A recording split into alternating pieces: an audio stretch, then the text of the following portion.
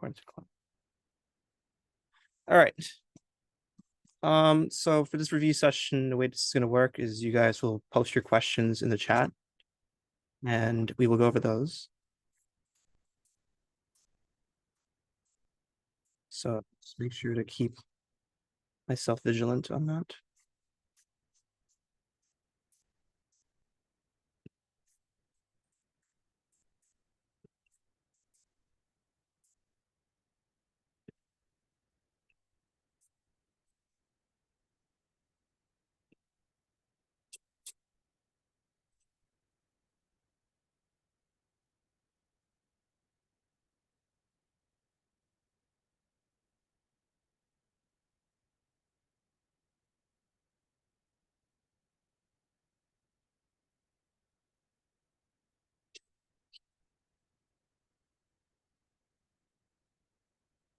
Are there no questions specifically?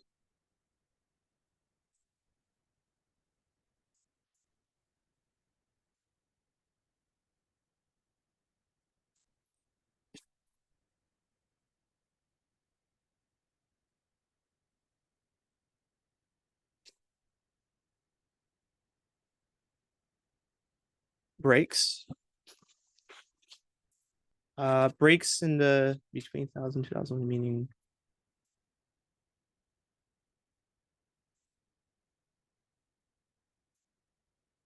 Okay, sure. So what student asked about breaks? I assume. Okay, there's plenty of contexts where that actually applies. So I guess 1 second, I'll just open up my VS Code and then we'll look at that.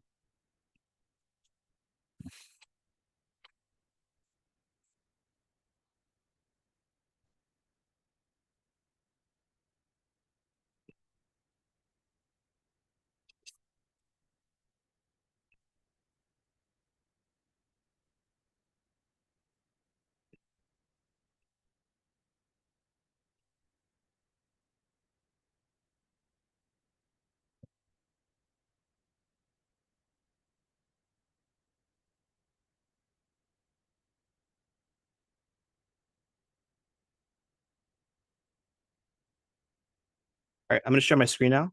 Yeah, I'm not sharing anything right now, so I'm going to start sharing now. How says if we use methods not yet taught in the course on our exam will be marked wrong? That's a good question. I assume by methods you just mean like different, like if you've learned stuff outside of what you're being taught, not within the curriculum, would you get points off? I'm not sure, actually. I've never tried that. I'm assuming you'll still get credit for it.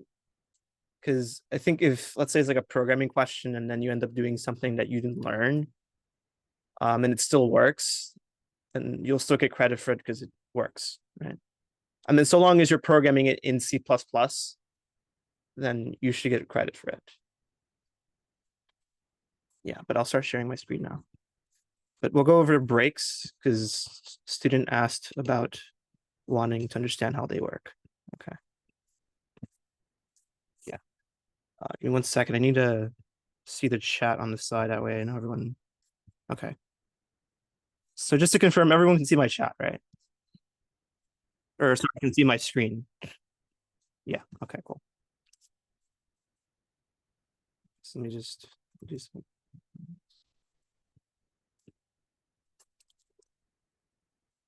All right.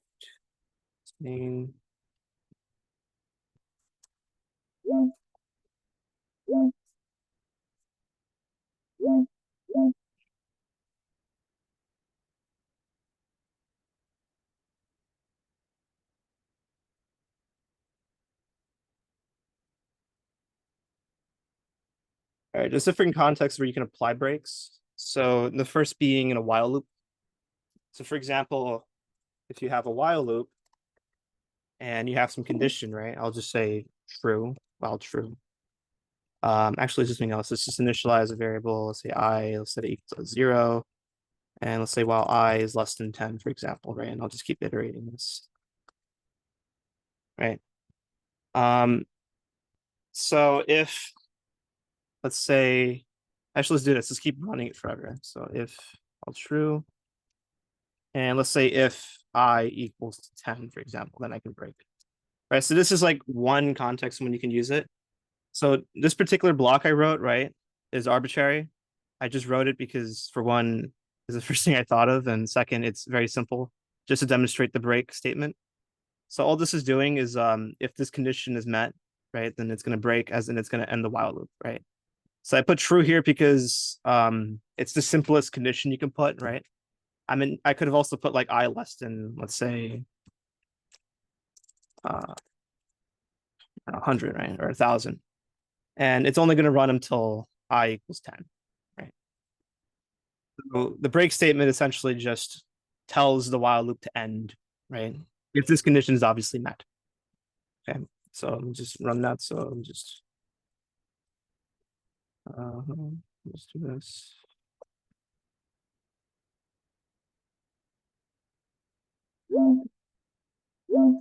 Yeah, cool. So then let's actually put this inside some brace so you see what this looks like. Okay, and I will say this ended. Okay. And I'll say at let's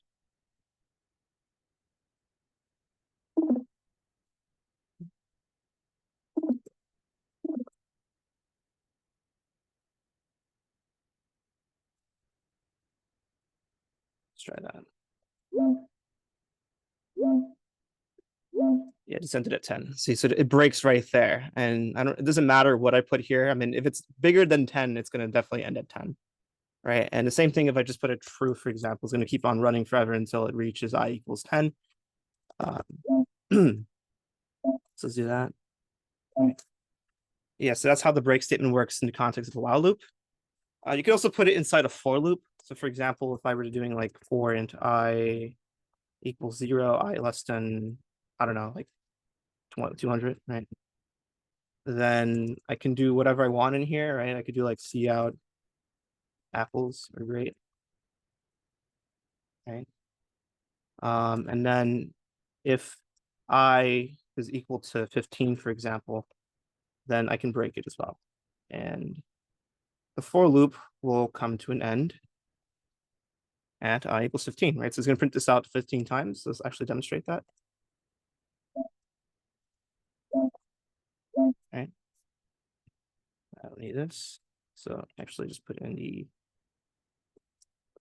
I one.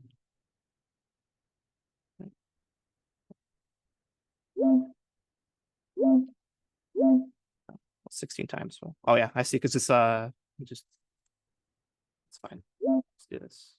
There we go. Yeah. So it's gonna do it 16 times, not 15, because it begins at 0. Yeah, but you can also put it inside for loops like this. And another way this could actually work as well, or where you can use the break statement, is not only within loops, but also within break statements. So for example, like for you know how you have like a set of conditions, right? Like let's say if, let's do this. So see out, enter a number. Let's say between, let's just say enter an integer. Let's do that. All right, so let's do like user input equals 0. I just want to initialize it to 0 for now. And the user is an input their value, right? And we could say if user input is less than 0, then we would say see out this is negative, right? Else if user input is greater than 0, we'll say this is positive, right? I keep putting this period out there. There we go. And then lastly, we have the else, right? So else see out this is 0, right? Because if it's not negative, is not positive, then it must be 0. Yeah. All right. Cool. So this is what you would do with a list of conditions, right? So you just go through one statement and you check the condition, right? So if user input is less than 0, then we print the following line. So this is how you would, write the flow for conditional programs. But if you wanted to use a different format, right, you can use what are called break statements. I think you guys have covered this. So if, let's do this. I think it's switch, right? And then we'll say user input. And then, right, and we have case, I think 0, right? And then we will have, let's say, cout. Do this instead. Oh, it hasn't gone over switch it. Okay, I'm sorry then. Let's ignore that then. Yeah, so the other context as you use break statements was a not block. But yeah, I think if that's the case, then this is the only times breaks would be used. It's within these contexts right here. Right. Okay. All right, cool. Any questions on that? I was just explaining how the break is used and what it does. Yeah, no problem. All right, I see Olivia sent 2 problems, I think. What was one I saw? Oh, it's only a single one. Okay, never mind. Yeah. All right, I'm gonna look at Olivia's problem now. It is write a complete C++ program that asks the user for a number of n triangles to print. It then prints n triangles made of x symbols, one above another. Each triangle has n rows, and every second triangle is upside down. The triangle should be okay. All right. Cool. So I'll look. Actually, just do this then. So let me just select a language. Let's call this problem 2. Let's call this problem 6 actually. Oh, problem 12. Yeah, just rename this then.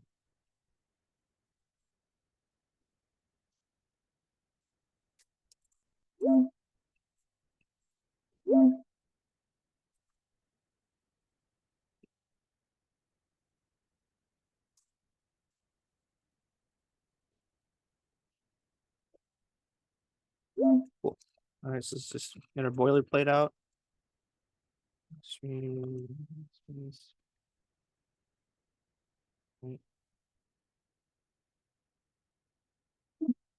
Okay, so everyone knows the problem is that you're using a nested loop to print out a triangle. Yeah, so Darius, we're going to go to the same question. This is problem 12. Let me see if I could just copy and paste this into the comments here. So let's try doing that. Oh, wow. Okay, that's not really, that doesn't look too good. Okay. Let's just move this over here. I don't need all this garbage on the side. Let me just move that. Okay. And I don't need all this stuff here. There we go. Okay. Let's just do this. Do that. That. Okay. And let's do this. Okay, we don't need to know that. A reasonable solution should be not require more than 30 lines of code. We just comment this out. Okay, so here's a problem. We want to write a complete C++ program that asks the user for a number of n triangles to print. It then prints n triangles made of x symbols, one above another. Each triangle has n rows. Every second triangle is upside down, right? So the image, just to demonstrate what it looks like, it should look something like this. Let me just try to get this on the side.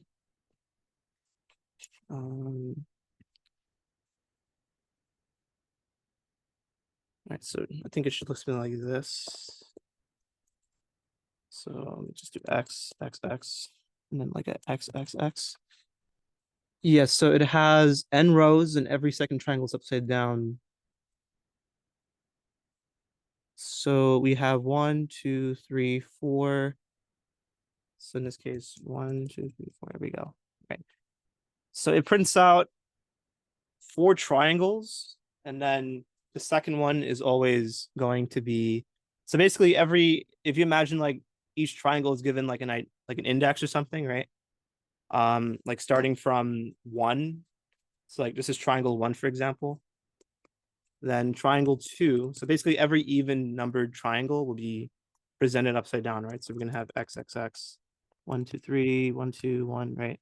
And then the third one's gonna look like this. And then the fourth one will look like that. Okay, because it's even numbered. Okay. So the first thing we're gonna do is ask the user for an input. So the function here, actually, that's one thing I have to ask you guys. Have you guys covered functions?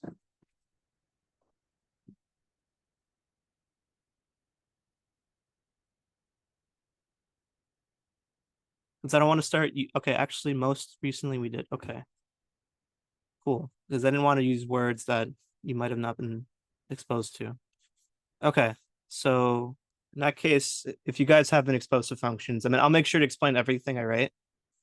But since we're not returning anything, right, it's a void function. So this case is a void, and we'll call it triangle print or something, right?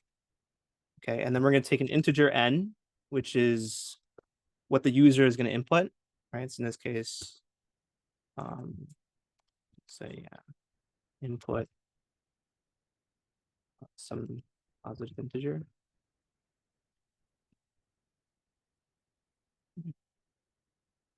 We do this int user input. All right, so here I just initialize it with something with 0, just to prevent it from assigning garbage. Because if I just did this, for example, right, it would just grab something random from memory, and I don't want to do that. So I'd rather just assign it a definitive value, right? It's just a starting place, basically. Okay, so then this is gonna be cn user input, right? And then we're gonna be calling our triangle print, right, with this user input. And then a triangle print is gonna do all the work for us, right? Okay. All right, so we're gonna be using a nested for loop here, right? Because we're going through each triangle. And we're going 1, 2, 3, 4, right? So we're going 1, 2, 3, and so it could be like an n row triangle, right? So the first row is going to have 1 value, 2 values, 3 values, all the way to n values.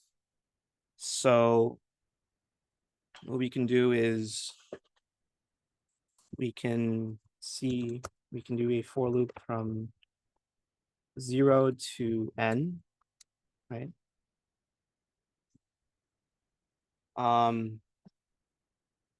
And then we can do, so this is basically going to go through each row, right? And now we're going to be printing out the stars at each column, right? So let's do that. So for, in this case, we'll do j equal to 0. And this is going to be j less than, we'll say less than or equal to I. And then we'll do a j plus plus. Okay. Now the reason why, so Darius, to answer your question, why is our condition I less than n? Okay. So the thing about for loops, right, is that since you begin at 0, your condition, right, so your I will be iterating from 0 all the way to n minus 1, right?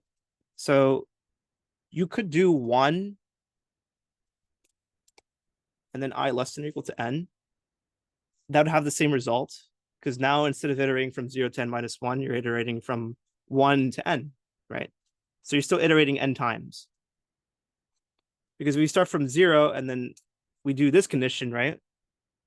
This is going to stop once I is equal to n, but it won't actually execute anything from underneath, right? So the last execution that you'll have in this for loop is when I is equal to n minus 1, right? Because n minus 1 is less than n, right? Does that make sense? Cool. Yeah. And the outer for loop, it's only iterating n times, right? The reason I have this less than or equal here is because if this was less than, right, then on the first iteration of this, it's not going to execute, right? Because this is starting at 0. And since this begins at 0, right, 0 is not less than 0, so it won't execute. But 0 is less than or equal to 0, right? So some of you might think, well, you can actually begin at 1 and then do less than or equal to, and then change it up like this. And yeah, that'll work. So there's different ways of writing this, but ultimately it's just based on if your logic is correct, right? So let's just keep it like this for now. So notice that here I have this loop iterating from j less than or equal to I now. And that's because we want to at each row, right? So let's say we're at row. Actually, let's do this instead, just to make the explanation more intuitive. Let's start at 1 instead. Let's do that. That'll also work. Okay. So we're at row 1, right? And at row 1, we're going to be printing out a single star, right? So this is what this is saying, right? So we're at row 1, and then on row 1, we're going to iterate a single time. And then we go to row 2. At row 2, this is going to be from j equals 1 to j less than or equal to 2. So we're going to be doing 2 stars, right? And then I will iterate again. You'll have I equals 3. So you're on row 3. And then j is going to go from 1 all the way less than or equal to 3. So you're going 1, 2, and 3, right? So that means at row 3, you're going to have 3 columns or three stars, right? So in this case, we're going to be doing a star, right? Or I guess an X. We'll do a capital X. And we will end the line after this outer for loop here, right? So after this for loop has finished, right, it'll print out all the stars on a particular row. And once we do that, we move on to the next row. So we're going to be doing a C out slash n, right? Okay. That's what we'll do. Okay. All right. So we're not done with this yet, but let's just print out. Let's see what this looks like so far. It's only going to print out a single triangle of this size. So let's look at it.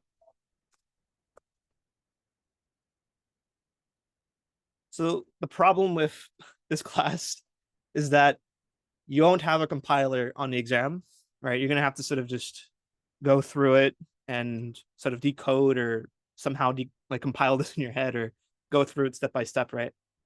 So my suggestion is practice a whole bunch of times, right? To memorize the syntax and know the logic. Because in these review sessions is much easier. I have a compiler here. I can see where I went wrong in case I made a syntax error or something, right? What did I forgot? Oh, I called it test. Okay, so let me just 3. Yeah, so notice I have 1, 2, and 3, right? Let's do 10. Right, great. So we're not done yet. We still have to do the upside down triangle. Cool. All right. So now let's do the upside down triangle. So what does that look like, right? So that's going to be, let's look at this thing over here. So the strategy with these type of printing questions is you want to think of things in terms of a grid, right? And the grid basically tells you like how you're going to be iterating with your for loops. So I'll show you exactly what I mean. So let's begin with this triangle, for example, right? So you can think of this as row 1, 2, 3, and 4, right? And then you have column 1, 2, 3, and 4, right? So let's do this. Let's just shift things a little so that's it's aligned. Okay. So basically, one is your outer for loop and one is your inner for loop. So notice that in your outer for loop, actually, let me be more precise, right? So you can think of this to be your outer for loop, right? So that's your rows. So notice that we're going from 1, 2, and 3, and 4, right? So that's still iterating exactly the same how we did up here, right? So let's do that. Let's do 4 int I. And some of you will notice that I have I again. This is completely fine because once this for loop is done, right, you're basically like restarting your I, right? So you're reassigning it equal to 1. Even then, it doesn't really matter because this is within the scope, right? Scope meaning like where is your variable being declared? Here it's being declared inside this this for loop, right? So this is a completely valid thing I'm writing here. All right, so you can reuse variables after you've finished using them, basically. All right, so we're gonna keep this. Okay, Now let's look at the inner for loop, right? So that's the columns now, right? So notice that this is from, we're printing out 4 stars. We're on the first row, right? And then we're going to be subtracting 1 basically as we go. All right. So in this case, we can try doing this backwards, right? So we can try iterating through this, starting from 4, 3, 2, and 1, right? So that means our inner for loop looks something like this, right? So we're gonna have an int j equal to n, for example, and then suppose we can do actually is, you know what, we can do this as well. We can actually begin at I equals 4, right? And then do this. We can do I is greater than or equal to n, and then we do minus minus. We'll do 1, for example. Okay, because we know that the first row is where we begin, and actually instead of 4, we'll do n. Sorry. So this is where we are going to end, and this is where we begin. So let me clarify what I mean, right? So this is the first row, and this is the last row. But the reason I do this is so that the inner for loop here, right, could iterate going backwards, starting from what you are trying to go from, right? So here we want 4 stars, right? So if we had, let's say, an input of n, that means the very first row is going to have n columns, right? So if we have n columns, then we'd like to begin from n going to 1. Okay. All right, so if that's the case, then let me do this then. So let me do int j equal to 1 less than or equal to I. I'm sorry. Less than or equal to j. Right, and then I do an I or j plus plus, right? Yeah, I'm sorry if this looks a bit confusing right now because the numbering might seem off, but the logic is as follows, right? So in general, this is going to be iterating n times, right? Is that the counter itself is going to start backwards instead of going forwards, right? Because now let's look at this as an example, right? So let me actually work concretely with some number n, right? So let's say n is 3, right? So we have I equals 3, and then I is less than or equal to 1, right? Okay, so we do the first iteration, right? Because this statement is true, right? 3 is definitely less than is greater than or equal to 1, right? So that means the very first, so in the very first inner for loop right here, right? Upon the first iteration, we're gonna have j equals to 1, and then we're gonna have I'm sorry, this should be the other way around. It should be j less than or equal to I. We're gonna have, so upon the first iteration, right, we're gonna have the following. We're gonna have j equals to 1, and then j less than or equal to currently I 3, right? Bless you. So we have j equals to 1, and then j less than or equal to 3, right? So that means the inner for this first iteration is gonna actually iterate 3 times, right? So we're gonna have 3 stars. We're gonna have 1, 2, 3 of them. Okay, because this begins at j equals 1, and then you basically increment all the way to 3. Cool. So now we go to I equals 2, and this is 2 greater than or equal to 1. That's true. So the second iteration, right, we're gonna have j equals to 1 again, because that's when it begins, and then we're gonna have j less than or equal to 2. So then we're gonna have 2 x's, right? And there we go. Any questions on that?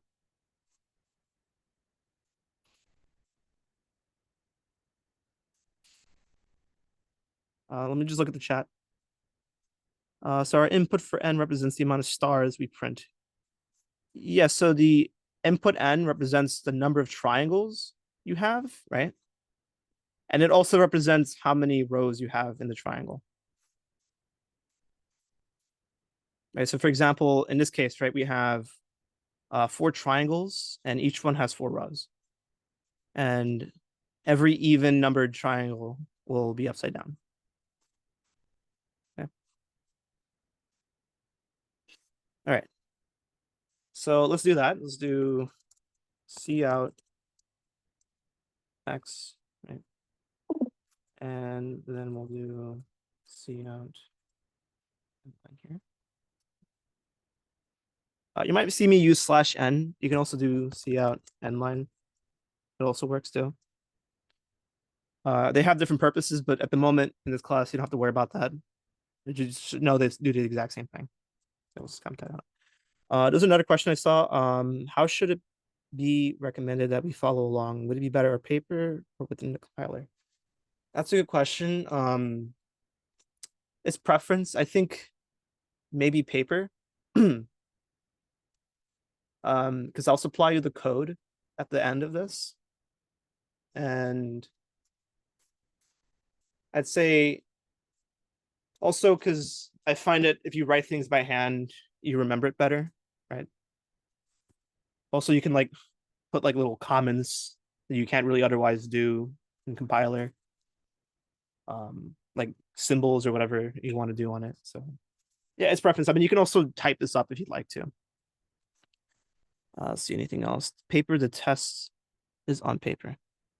Yeah, the test will be on paper. That is for sure.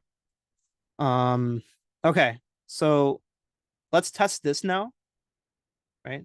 So I'm gonna erase this. I think what I'll do is I'll actually include some more documentation on this, like little comments. I'll put this on GitHub and then I'll send a link at the end. Okay. So the question Olivia asked, the second triangle is supposed to face the other way. So does the code still work for that? Wait, what's he's supposed to face? X, X, X.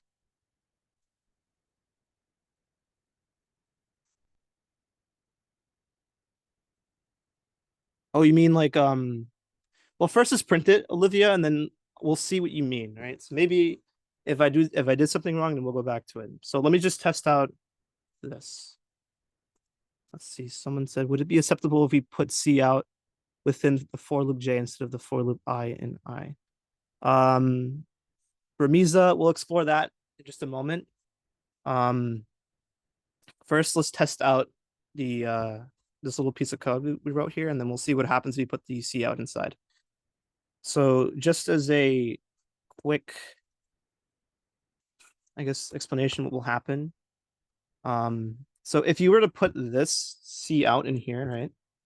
I think that's what you mean, right? So if you put C out within the for loop J, yeah. If you put it in here instead, what's going to happen is we're basically going to be printing every iteration will C out X, and then we're going to have a space, right? So it looks something like this. All right, so we have an X. Oops, I clicked the wrong thing, sorry. We're going to have an X like this, and then it'll print out a space, and then it'll print out an X again, right? So it's not going to be correct, right? We would like the letters or the X's to be like pasted together, right? So if you didn't include it, then this is the effect that you will get, like on the first line out of here. Otherwise, it would look like this. Okay, and we'll see what had happened. Like I'll give you a practical example. Like I'll literally put it in here in just a moment. But first, let's test out what this looks like without including this first block, and then we'll finish the example. Right. Okay, so let's test this. Here we go.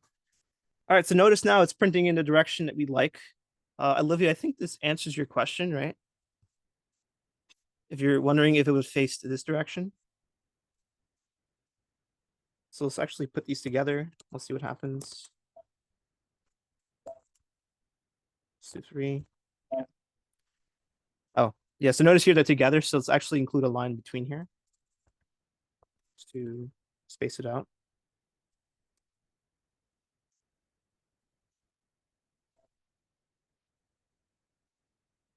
There we go. All right, so now the last thing to do. Oh, before I was gonna move on, I was gonna show Ramiza what I meant. So let's do this instead. Let's put the C out in here, the end line. Let's ignore this. And down for one second.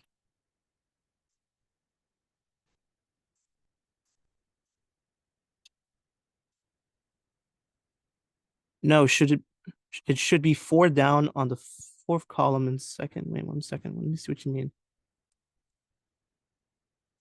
Oh, I see. I was doing it. Yeah, you're right. I was doing it incorrectly. I'm sorry. I Yeah, so the image, I was basing it off the image I have here on this reference. But let's actually do that one after. Let's just finish this example here because this is a good printing example anyway. So we'll stick to that. Let me see how many lines this is actually. I think this should be fine. Okay. All right. So just to demonstrate what this is going to look like, right? So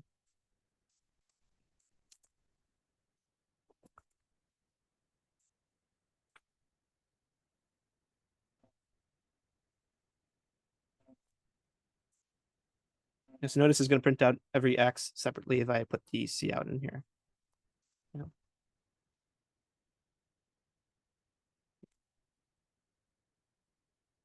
Okay.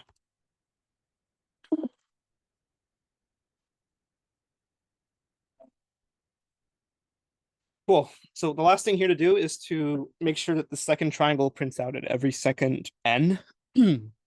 So to do that, we'll need to include we'll have to include one more for loop. So let me just enclose this here. Okay. Let's just start.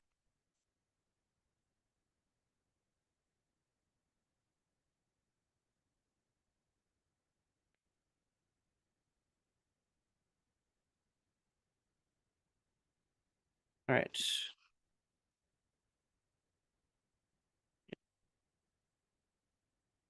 All right, so now we're doing an iteration on each triangle, right? So we're printing out one triangle. We want to print out one triangle per iteration, right? So we're going to have, we're going to be checking, right? So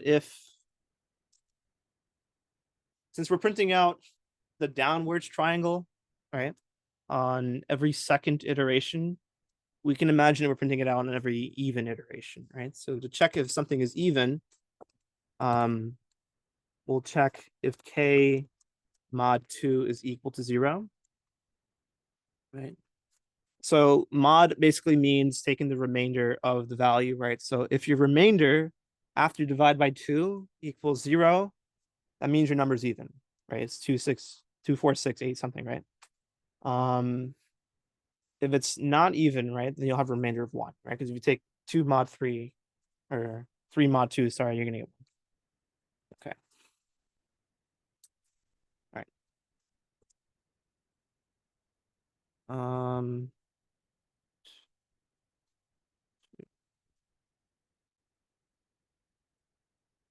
Yeah. Okay. So that means we will enclose this guy in here.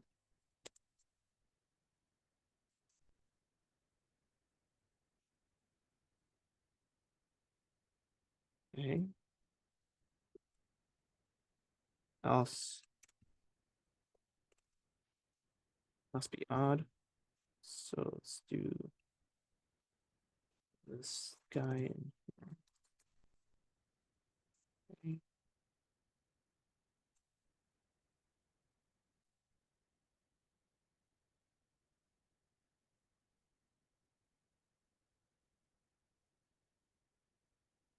All right. Okay. Now we have the C out over here. I'd like to make sure these triangles are separated, right? Okay, so just to go over this again, right? So when this is even, sorry, there should be, let's make this odd instead. So if this is equal to 1, then we'll print this triangle out, right? Otherwise, if this is even, wait, why is this, what's going on here? Oh, if this is odd, then it'll print this. If this is even, then it'll print this, right? Okay. This is what this line is saying. Okay. So then this triangle here would be, just want to make sure this is looking good. So once this is finished printing, then, right, so then this is going to print a line and then separate the triangle. So this is what this line over here is doing, right? So first we print out one of the triangles. So it'll only print out one of these two things here, right? So it'll either do this condition or the next condition. And once it does either one of those, it'll print out this line. So let's see what that looks like. Okay. So for 4, what do we have? So what happened here? Oh, they did just something wrong here.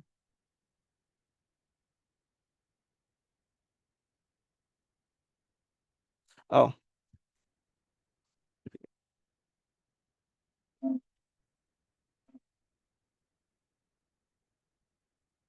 Sorry, yeah. So the logic was off before. Sorry. So if k mod 2 equals to 1, then it's odd. Otherwise, it's even. Yeah. So then this would be 1, 2, and 3, right? So if we do 4 instead, then there we go. So those 1, 2, 3, and 4. So the even ones are going to be facing that direction. All right. Cool. Any questions on that?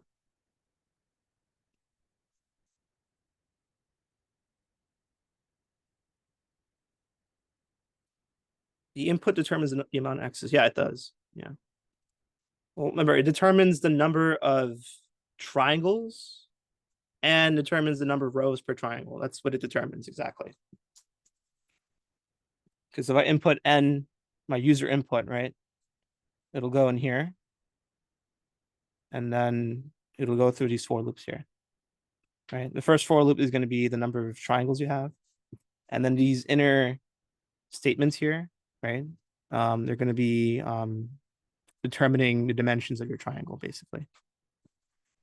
All right, hold on 1 second. I want to see what else happened here. All right, so going back to Olivia's problem. Are there any other questions? Any other practice problems you guys want to go over? Otherwise, I'll just continue on Olivia's problem because there's something else I want to fix up.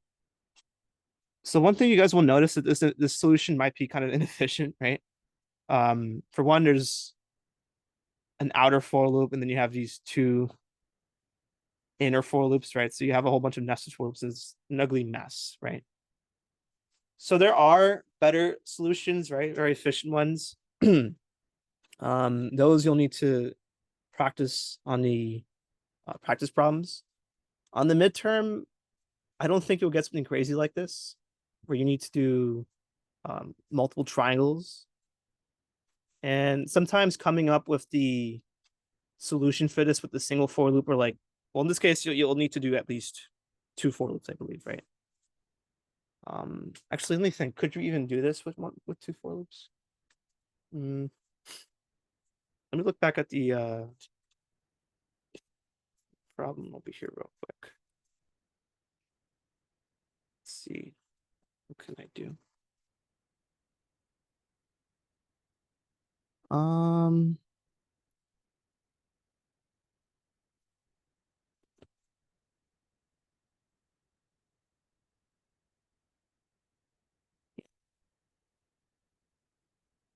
Is that each line you need to print something out, right?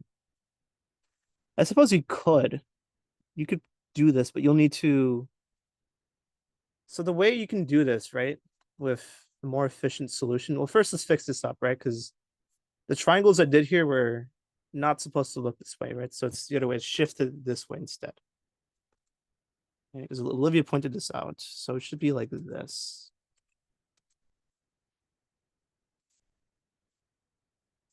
Okay. So this is what these triangles should look like, right? So let's try to print out what this looks like. or just to figure out how we can print this out. So let's do this. Okay.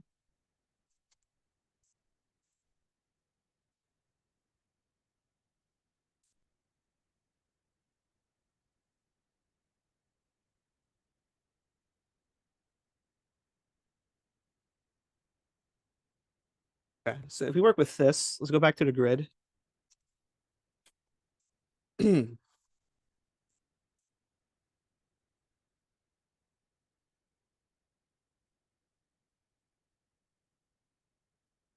Okay, so in the first row we have the same x's, right? Here we have a space, and then we have x's. Here we have two spaces, then we have two x's, and here we have three spaces, then we have an x, right? So in other words, if you're doing this with a for loop, right? um, let's try doing this, right? So let's think of it like we have 0 spaces, we have 1 space, we have 2 spaces and 3 spaces, right? Followed by these x's here. Right, so you have this triangle in between here. So let's fill these up with like O's, for example, like O, O, O, and then O, O, O. Okay. We'd like to figure out how to get this pattern going up here with the x's. Okay. So first we begin with 4 x's on top, right? So let's try getting the same structure we had before. So let's iterate backwards again. So start at I 10, and then we have I greater than or equal to 1, and then we do I minus minus, right? Okay. All right. So what we can do is we can fill up this space here.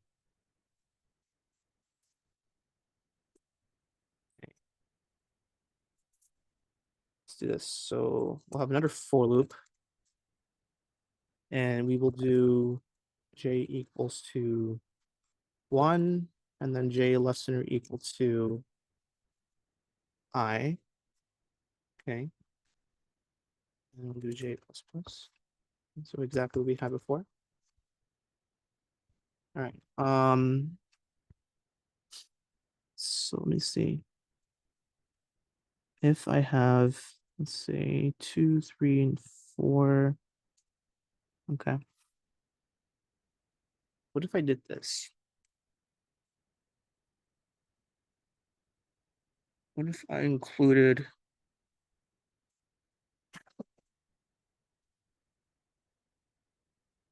extra C?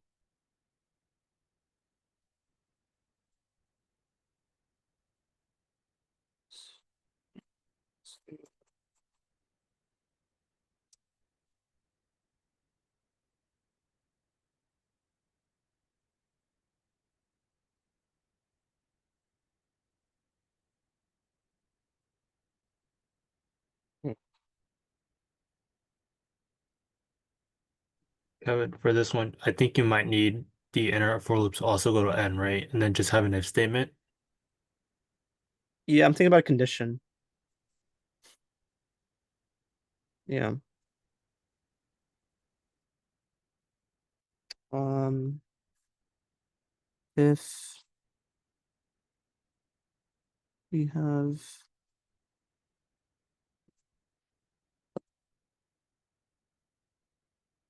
sorry, let's see, if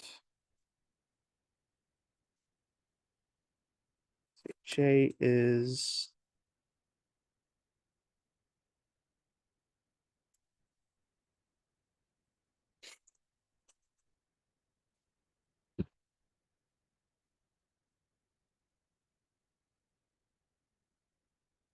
I'm getting stuck here.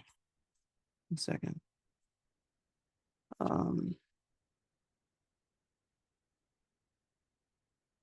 Okay, so let's read this out. Okay, so we have 1 space here, right, on the second row.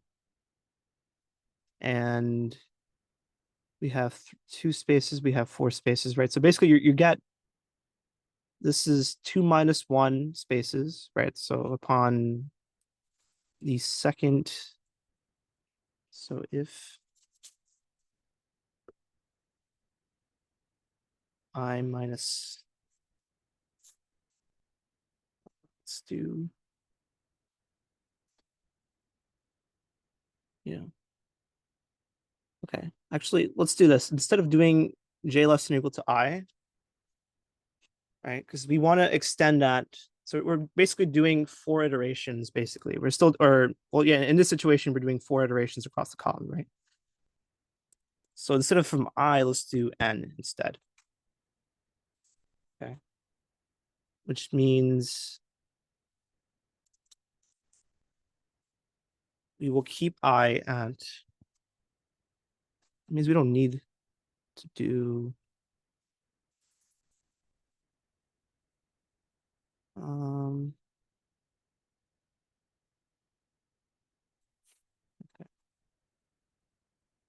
So if I is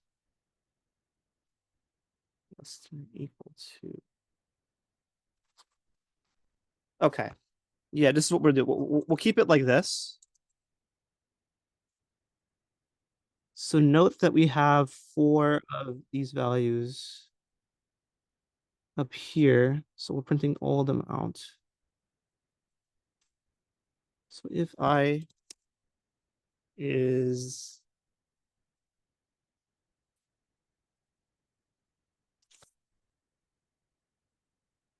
Xinying here. Okay, so we have 1, 2, and 3. So we have at row 4, we'll print out after 4. At row 1, we'll print out after 0. So just write this. We print x's after 1, right? So this is when, let's say j is, okay, yeah. So if j is greater than or equal to I, right, then we'll see out a star next, right? Let's try that. Okay, so let's begin with the example iteration, right? So let's do,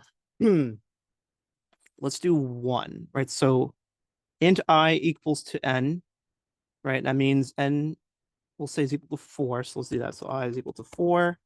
That means I is, or 4 is greater than or equal to 1. That's true. So that means we want to go to the next iteration. So we have j equals to 1, j less than or equal to n. Right, so j is 1. And we have that this is 1 less than or equal to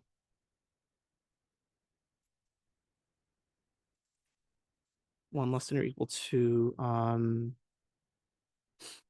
yeah, I'll get to that in just a moment, Yulong. 1 less than or equal to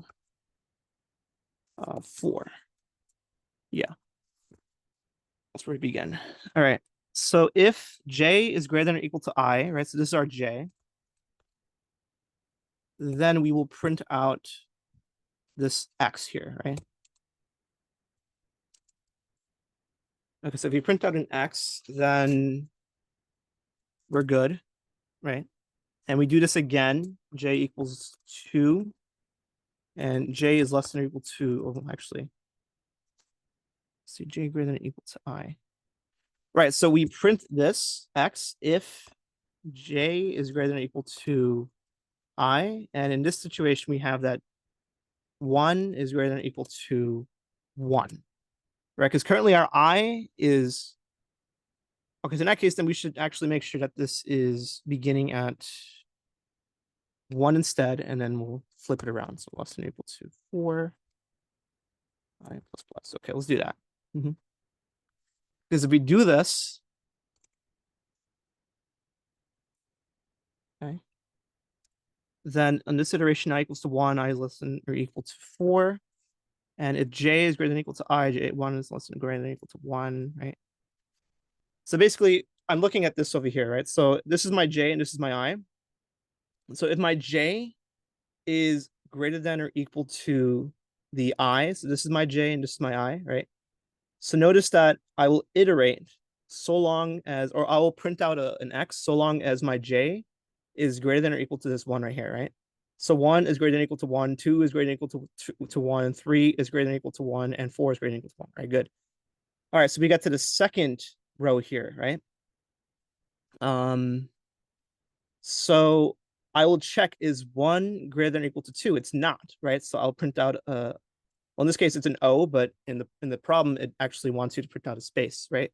So we'll do a space here and I'll show you how to do that. And then once we get to 2, right, we'll check, is 2 greater than or equal to 2? Yes, it is, right? So in that case, we'll print out an X, and the same thing applies to 3 and 4.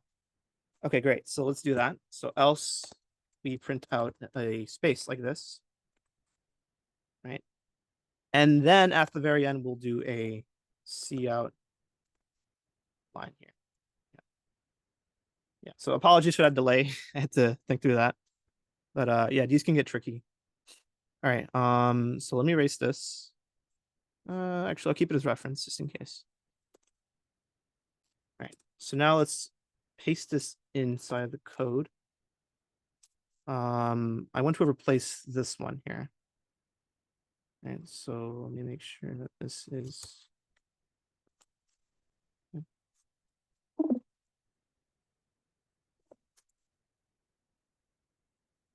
Okay.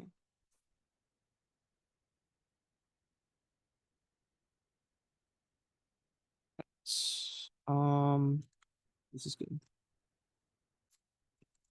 All right. Let me. All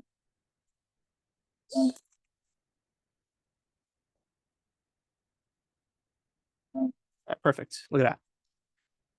Cool. It looks like I printed out an extra space than I needed to, so let me get rid of this. Oh, not that one, sorry. This one. Wait, 1 second. What did I do? Why is there? It feels like there's extra space here than there should be.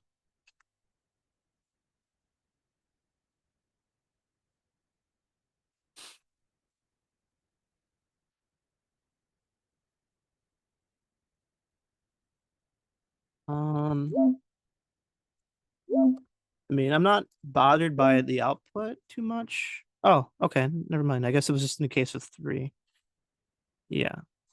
So let me just check the problem output to see if that matches. Yeah. Okay. Yeah, it matches. The only thing that's different is the lines. If you really want to include those as well, then we can. Right. I guess we can do this. Yeah. Let's see how many lines are there. There's 4 of them, right? So I guess we'll do.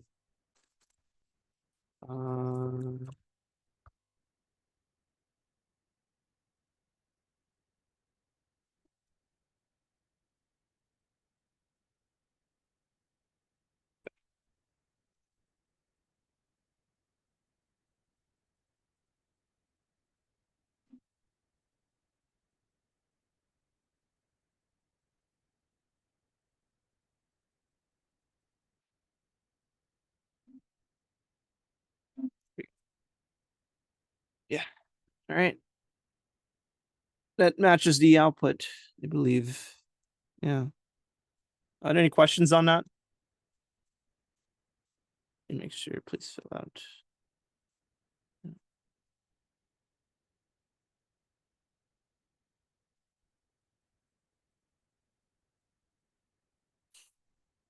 Yeah, practice 1 questions might be harder than lecture a lot because these are questions that you got to sit down and wrestle with. And it prepares you for the midterm very well, and also just gets you to practice more algorithmic thinking with C++. Because you have to experiment with these types of problems, right? You're not going to get them the first time. Like it comes down obviously to knowing the language, but also being able to think mathematically sometimes, right? So the thing I noticed about Chyn's questions is that she likes to include puzzle-like programming questions. So those are good practice for more advanced coding questions and like data structures 211 and like other classes like that. So yeah, I'd say if you practice a whole bunch of these, then you'll be in good shape for the midterm. Aside from the programming questions, you also have like output based questions. So like you have like a short program and it says like determine the output at this line. So that one's about like knowing your syntax and knowing like what mechanisms are with your code.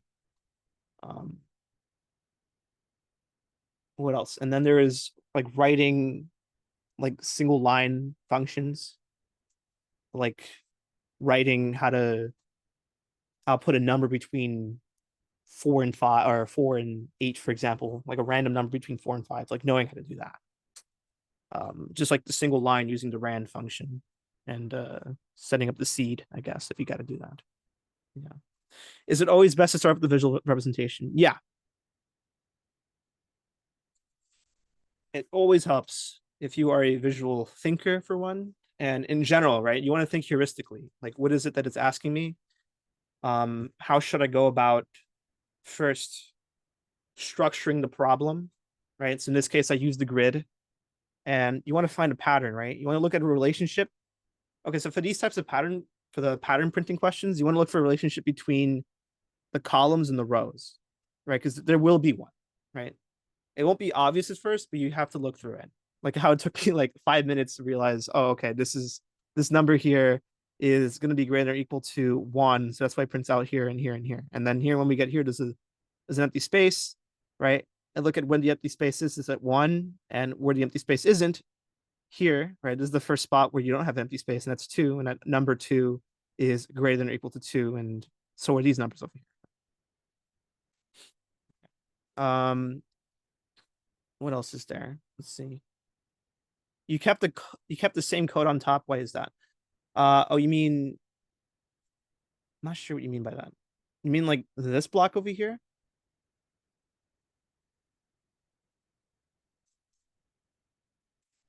Oh, this is still correct. The only thing I changed was this bottom one here because it didn't meet the conditions of the problem. Because I initially copied it wrong, and then I just went off based off my picture, and then I realized that it's supposed to be printing this way, right? So we have to change up the logic in this section. So this is correct, right? Although this solution here is not the most efficient, right? But it's the fastest thing we could have done because I don't want to hold you guys any longer to try to make an efficient solution. But the way I would go about this, right, if I were to create an efficient solution is, so notice here, you have to understand how printing really works here, right? So you can't, so in C++, you're printing things like line-based, right? So one line, you print out one thing, the second line, you print out something, right? So you can't go back, right? It's not like you can print this whole block and then this whole block and then print this block in between, right? You can't do that. So what you can do instead is notice here, we can think of this. Let me just go back to this image over here. Let's take this, for example.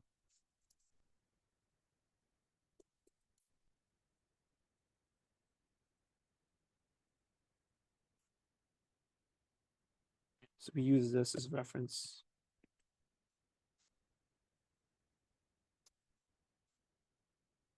Just think of it as a trapezoid.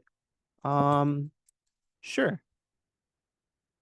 Yeah, just like an elongated shape, right? So you can basically think of it as like a whole bunch of lines appended together like this, right?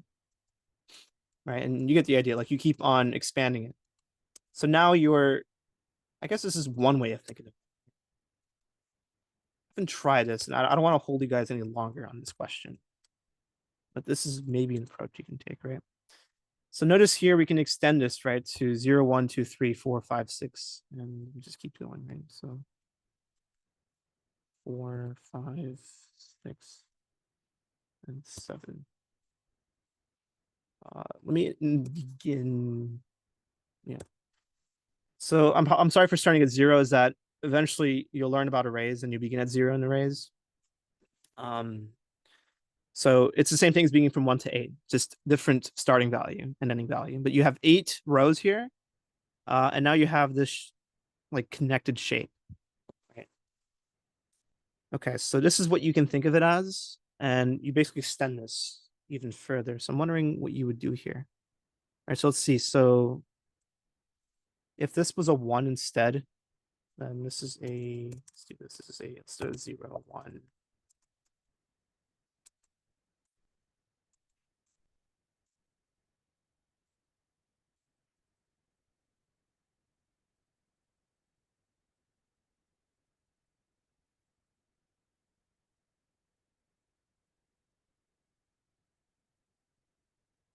All right, so let's see. So we have a 0, 0.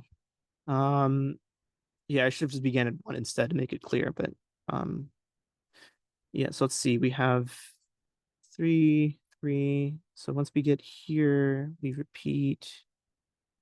Yeah, it's not really obvious what it is. Yeah.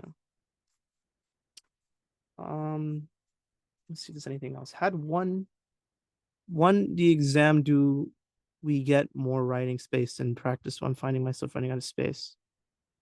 Hal, to answer your question,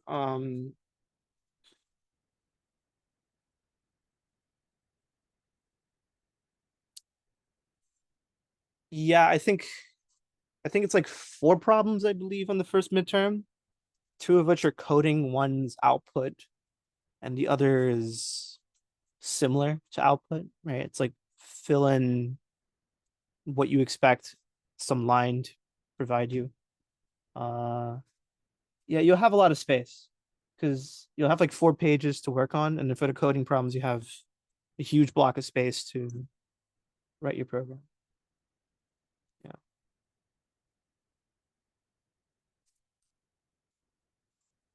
Yeah.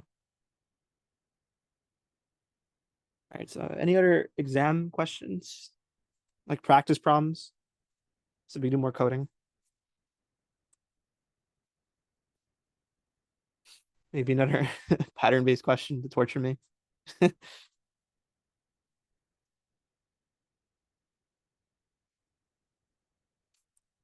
we do problem 6? I'm not sure what problem 6 is. You mind just sending the image for that?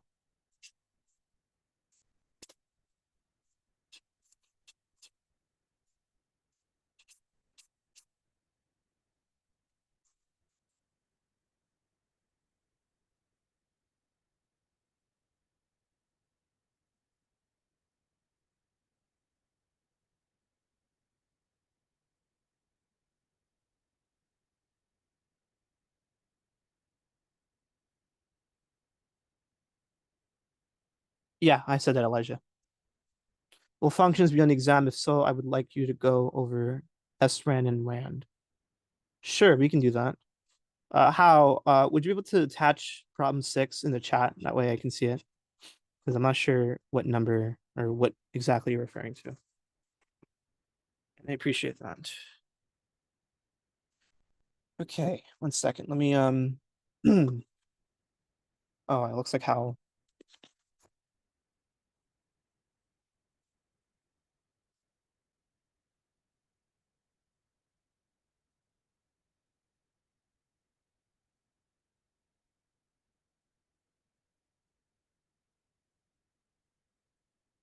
you tried.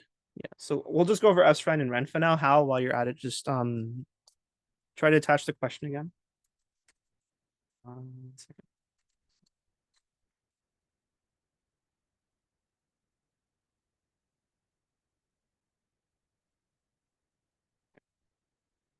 So let's call this one.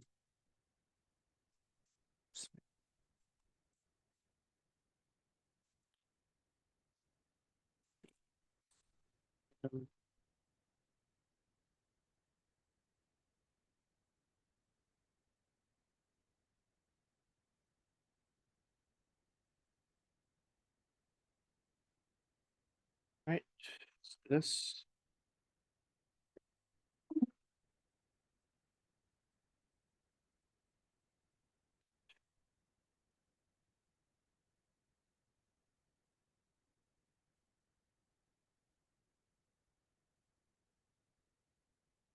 Okay, so for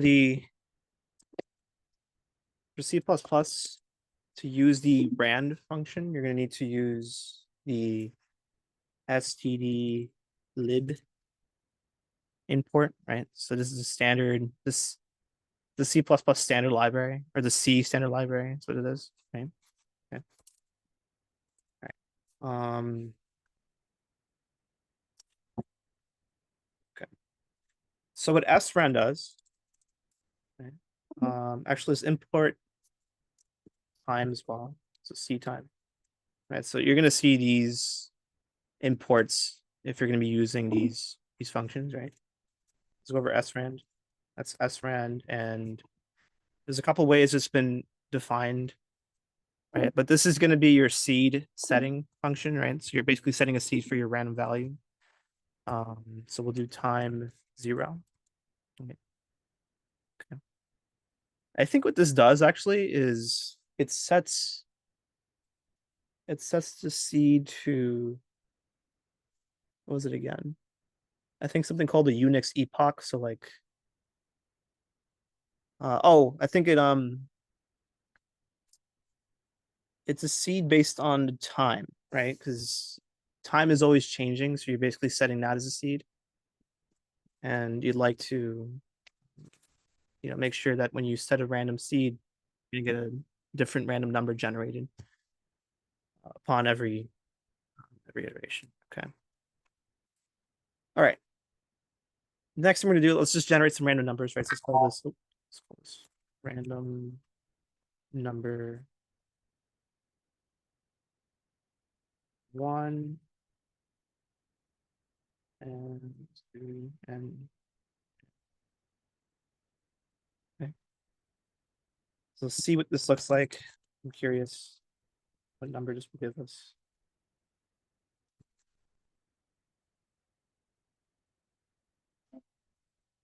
All right, let's do G++ random.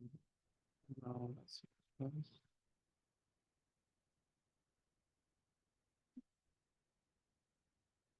All right, it gives us a huge number, right? So let's give a number between 1 and 10. Let's do that.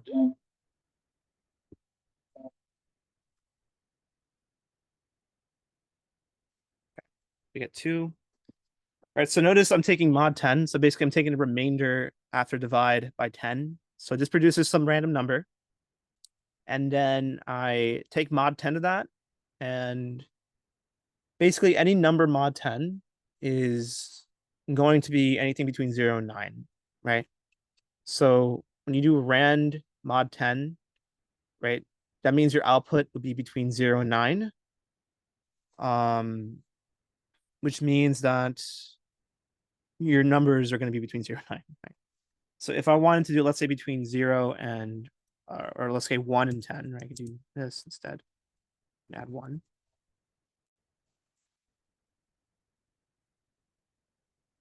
Right. Okay, so let's actually see what happens if I print this out a whole bunch of times. A whole bunch of numbers. Let's print out 15 of them.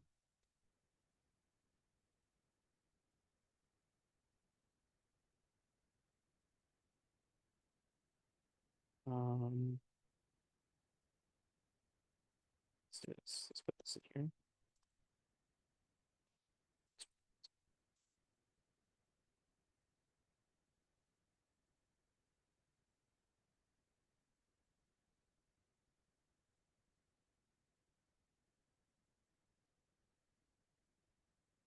Yeah, so notice we get numbers between 1 and 10 in here. 9 appears more frequently for some reason, and the 9, as you can see, is very frequent, and you have 10 here. So that's a demo on numbers between 1 and 10, right? Now, if you wanted numbers between, let's say, like, instead of just 1 and 10, we can do like, isn't the seed also inside? Does it auto update? Oh, you mean within the for loop? It should be okay. You don't have to update the seed every time. Actually, let's ignore that for now. Let's see what happens if I don't even put it. Yeah.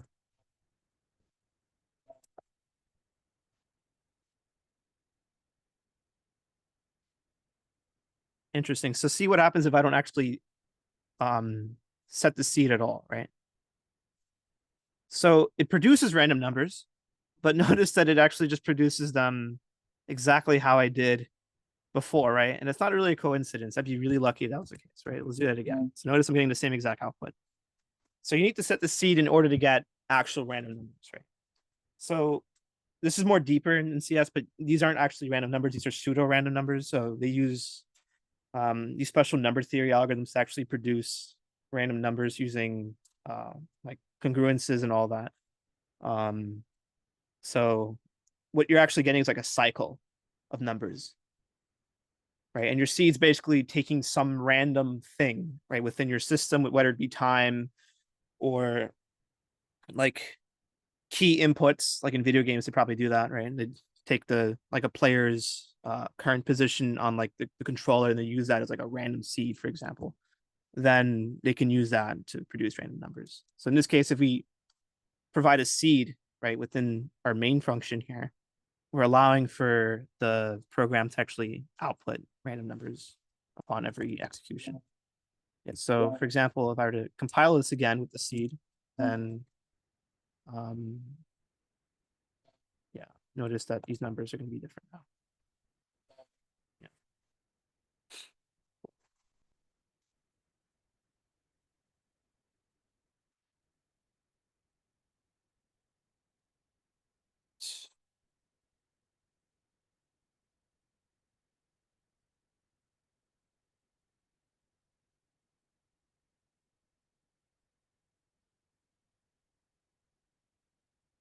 All right, so now let's look at how to produce random numbers within a range. And then we'll finish off with that, and then we'll look at Hal's question at the very end. Okay. All right. So the formula you would like to just keep in mind for producing numbers within a range, use this. So we will have, let's call this rand, and let's say this is equal to rand mod, we'll say let's max val, say it's say 20, this is min val, this is 5. Okay, so we're basically deciding a range. So this is our minimum value, this is our maximum value. We'll do max val minus min val plus 1. Okay, sorry, it should not be underscore. It's very used to that. Okay, and then we'll add min val. Okay, so this formula will give us the numbers between 5 and 20.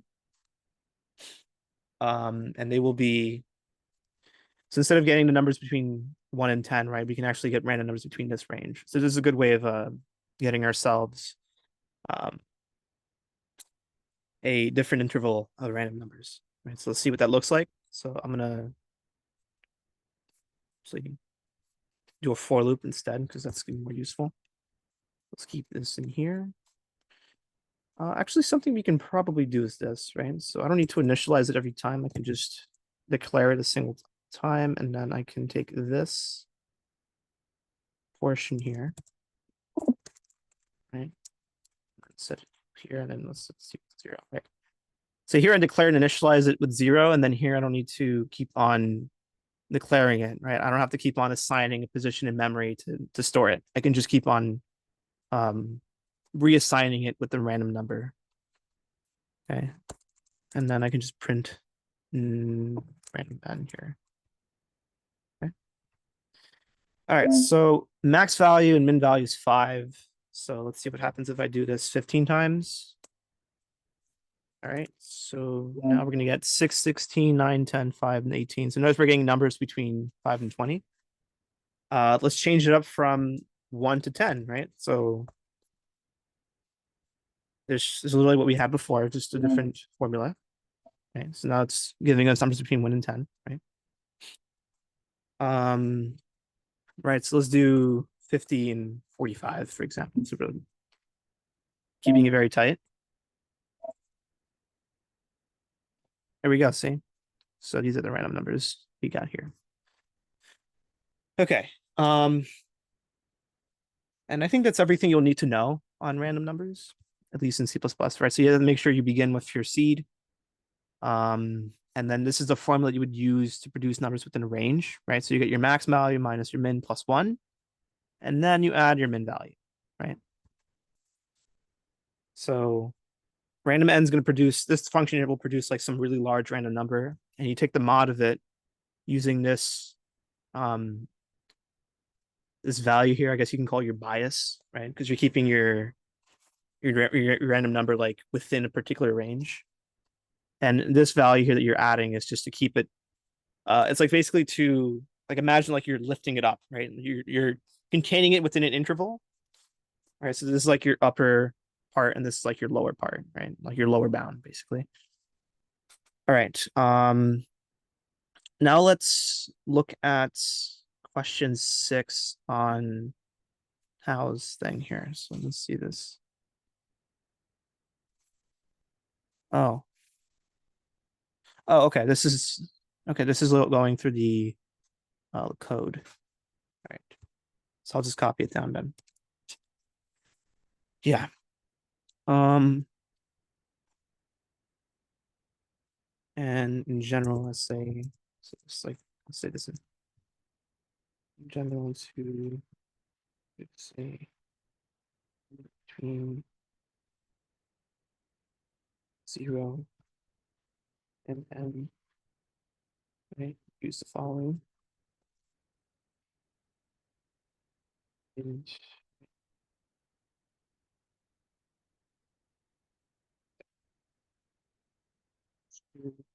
and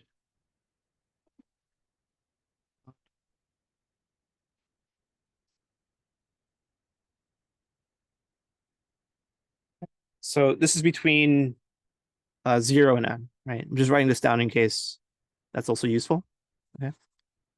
All right. So now let's look at problem 6, I believe. Yeah. Oh, wow. All right. That's a very interesting one. All right.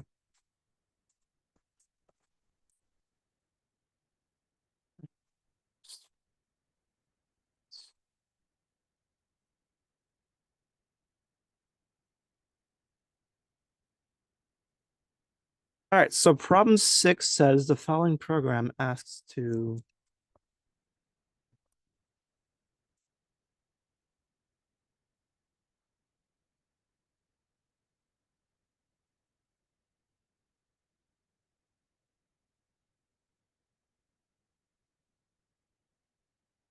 okay, so prints the picture showing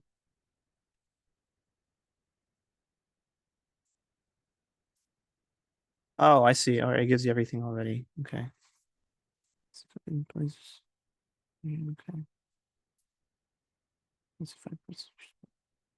Okay, so this question gives us the picture. Looks like this.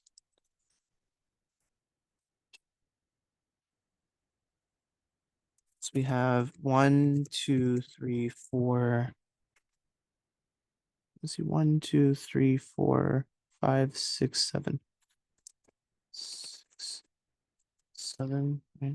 We have a 1, 2, 3, 4, 5.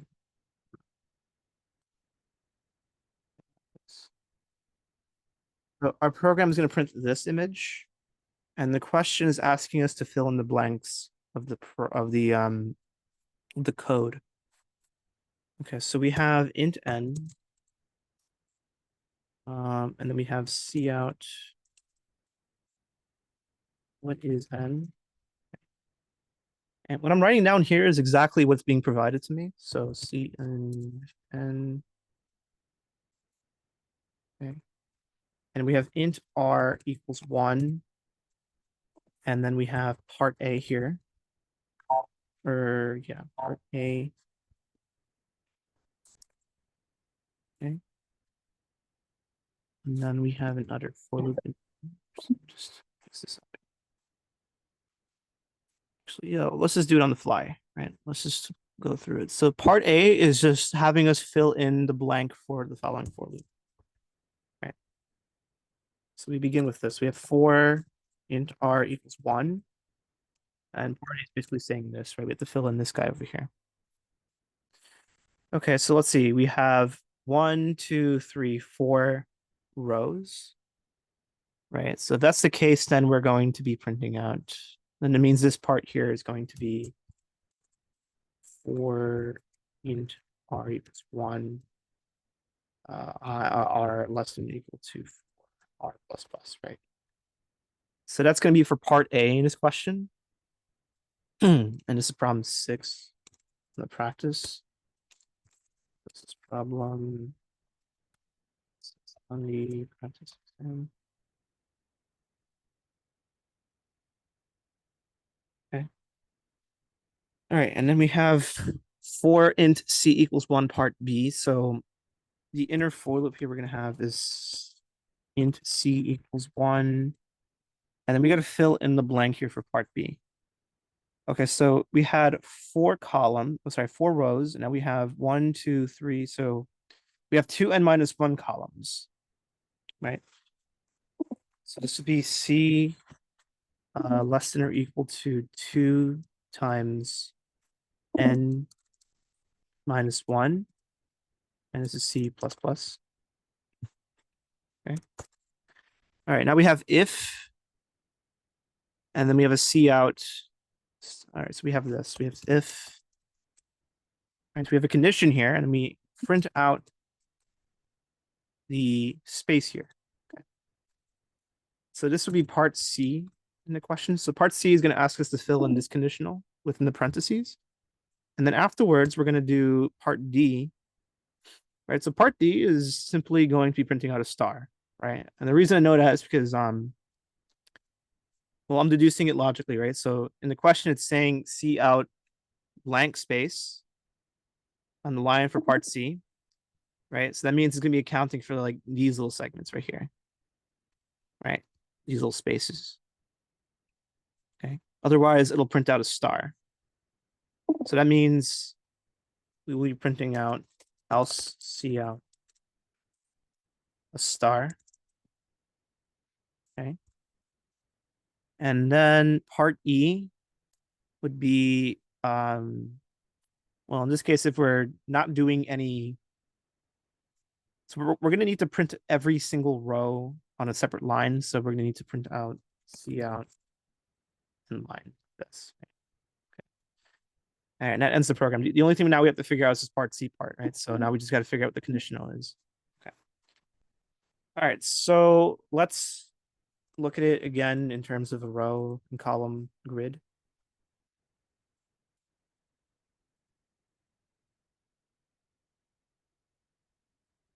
Okay. This looks aligned. Here we go. 1, 2, 3, and 4. Oh, 1 second. I want to check if there's any other things going on in the chat.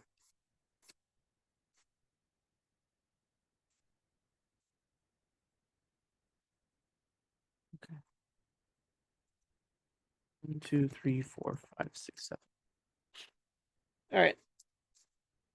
So if, let's see, so we have an if condition here.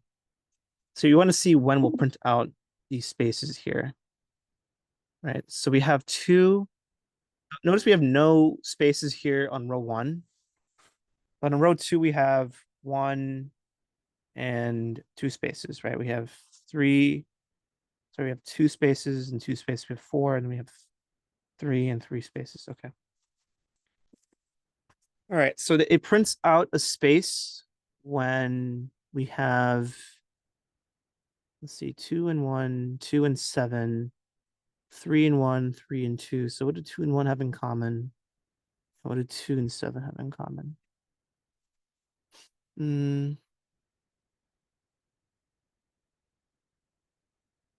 What does everything else have here? So we have a 2, 3, 4, 5, and 6.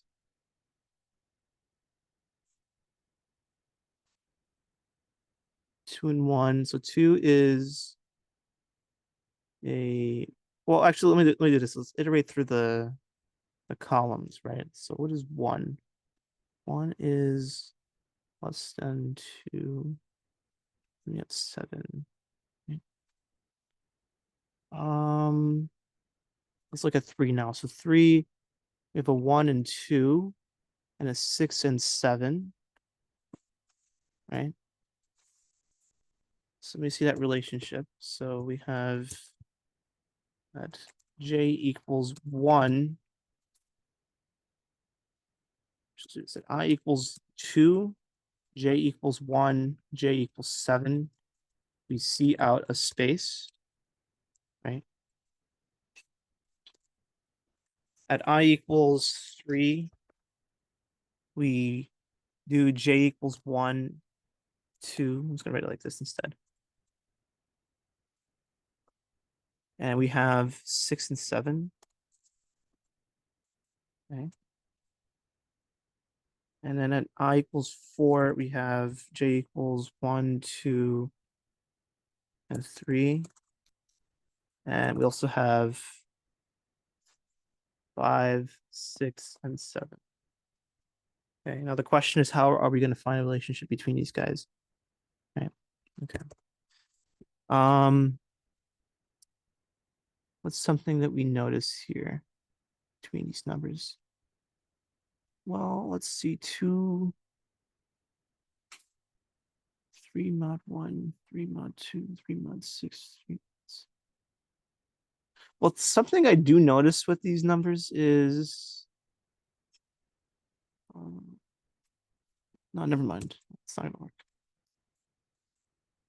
Let's try doing 2 minus C3 and 2, 6 and 7. We have 2 conditions, right? We have that 2. We want to keep it in between, right? Yeah, I see what we're doing here. So we want to keep it in between. So let's do this. Like, we're gonna have the first point over here and the last point, right? So if our number is between those 2 edges at that particular row, so for 2, it has to be between 7 and it has to be between 2 and 6 inclusive, right? So if our number is, actually, let's see. Well, here we're printing out a space if we're doing with these ends right here. And these spaces are very 2,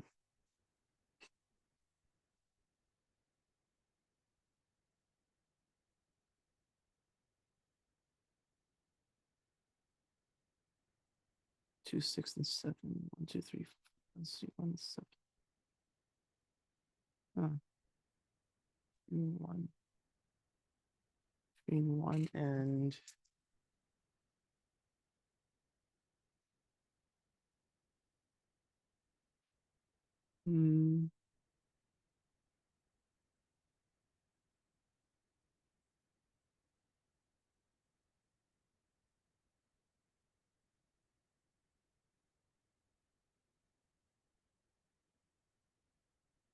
if j is, let's say j is greater than or equal to 2, and j is less than or equal to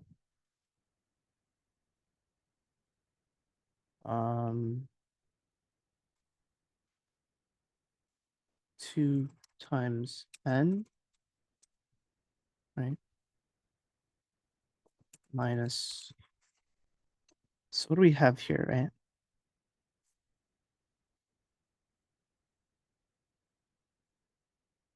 You know what I'd like to do? I'd like to, okay. This is what I could do here, right? So we can keep j. So let's just look at these stars, right? Because I'm trying to think of it in terms of what we can do for the outer stars, or sorry, for the empty spaces. But it's easier for me to think of it in terms of the stars and then negate it. So I'll show you what I mean by that. So for J, so let's imagine we're doing a condition just for the stars, right? Because for the empty space is a little more difficult for me.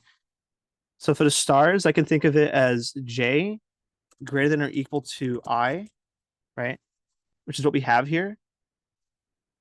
And then we'd like to squeeze it from the other side as well, right? So we have and J is less than or equal to.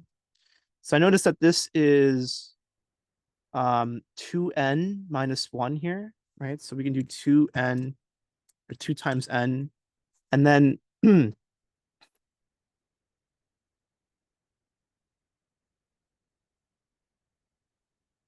yeah, so if this is 2 times n, that means n will be 8. And then my n here, right? So this is, let me see how many spaces we have. With 1, 2, right? So here we have 1 space. Here we have 2 spaces. And then here we have 3 spaces. Okay. All right. So that means I'd like to do I minus I plus 1. Because if I do that, right, let's start with let's say the example of 3, right? So n equals 3. Or let's do this example actually up here. Okay. So using this formula, if I have j greater than or equal to I, that means if I'm here, right, my j will definitely be greater than or equal to 1, right? So currently my j is this right here, the columns, right? So I'm iterating 1, 2, 3, 4, 5, 6, 7, right? So this will be true in this first statement, and I have a double ampersand, which is and j less than or equal to 2 times n minus I plus 1, right? So I multiply n by my 2. So this is going to be 8, right? And then I do a minus I, which is going to be a 1.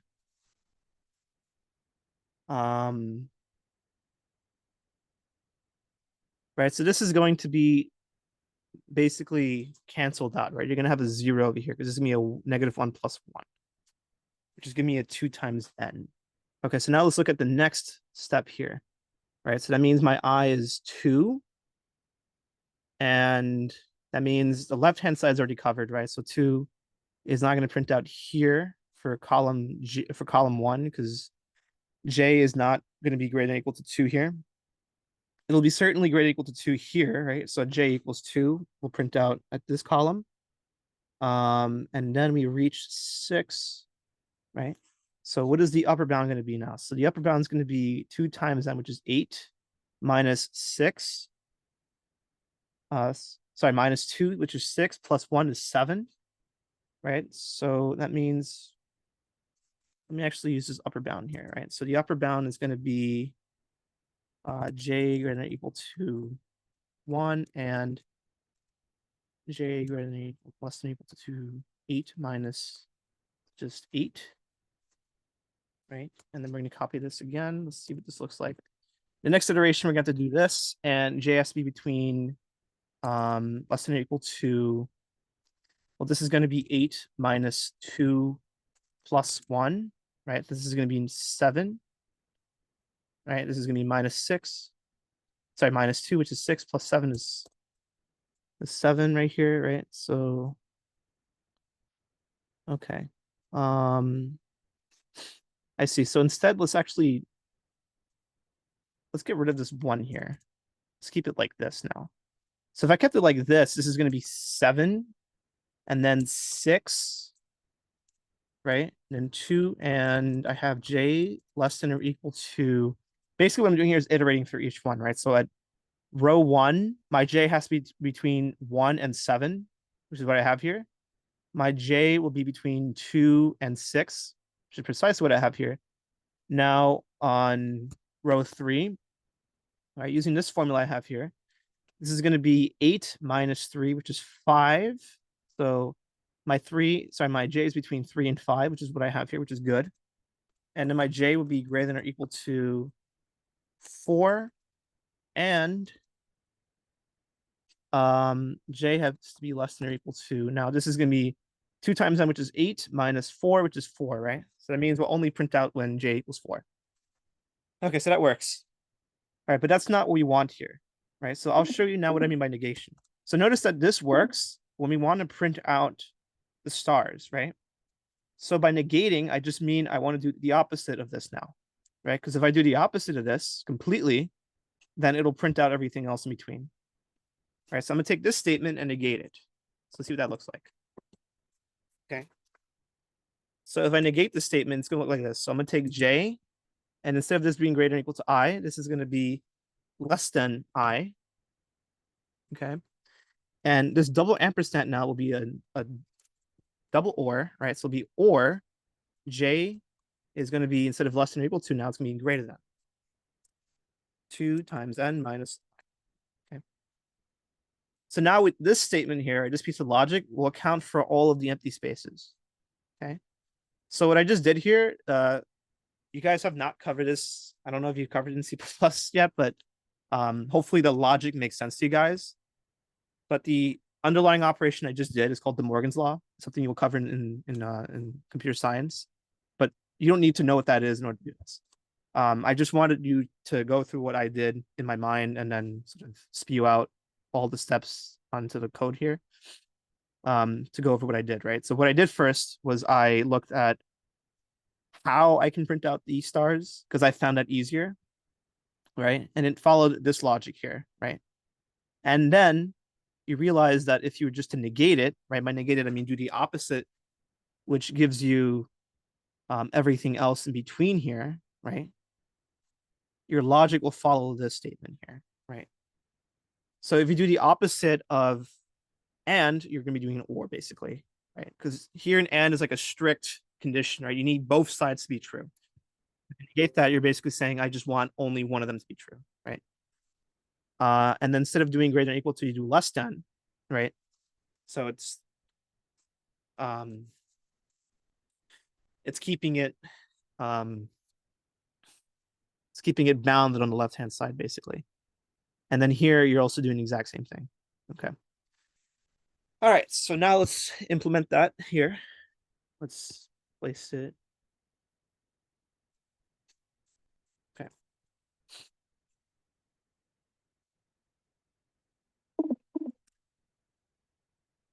So now let's, what did I do? Oh, sorry. Instead of a J, it's supposed to be a C. Instead of an I, it's R. Instead of a J, again, C. Instead of an I, it's R. Okay. So now let's print this. See what happens. This is problem 6. Problem 6.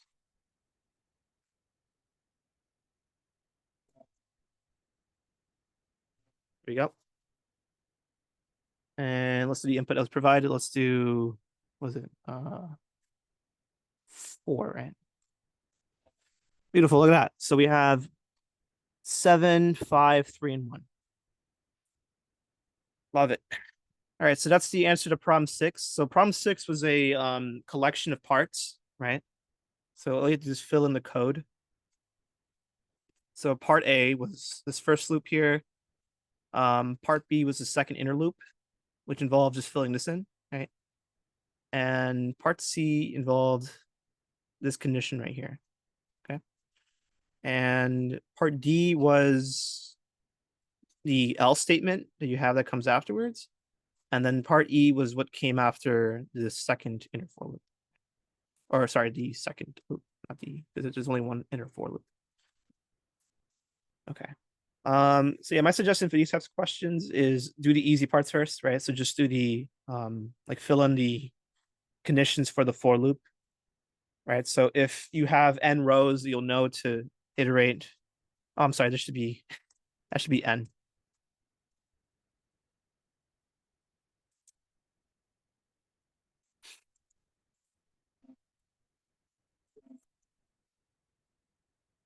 Yeah, it'll still give me the same answer. Let's do it again. So let's do 10. There we go. Pretty cool stuff.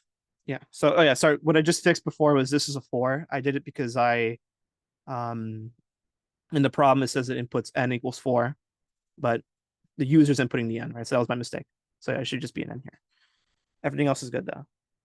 Yeah, but going back to my suggestions is if it makes it easier to look at the stars instead of the blanks, you can do that instead.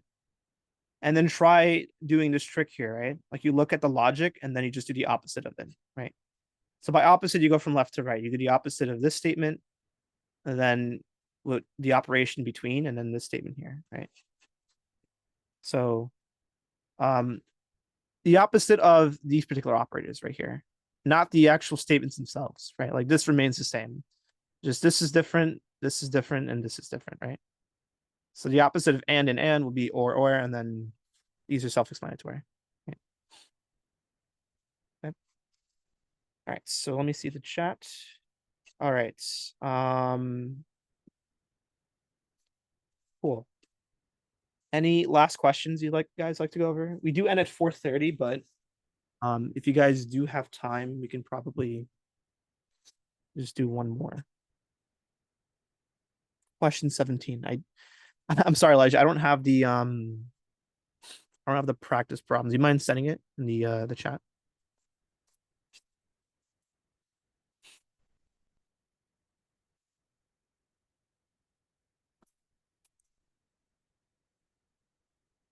Pretty cool stuff. Question 20. Yeah, you mind? Yeah, appreciate it.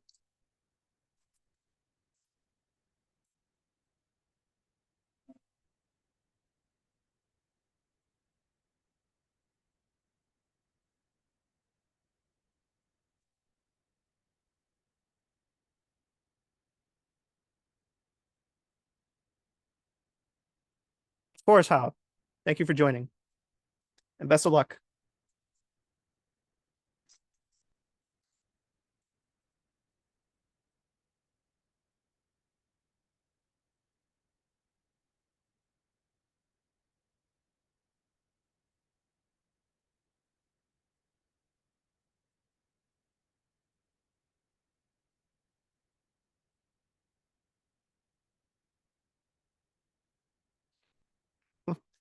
You guys and your printing questions. All right, this is the last one. Okay, let's see. Write a complete C++ program that asks the user for a number of n diagonal print. Okay, this is very, very interesting. All right. Let's try this one.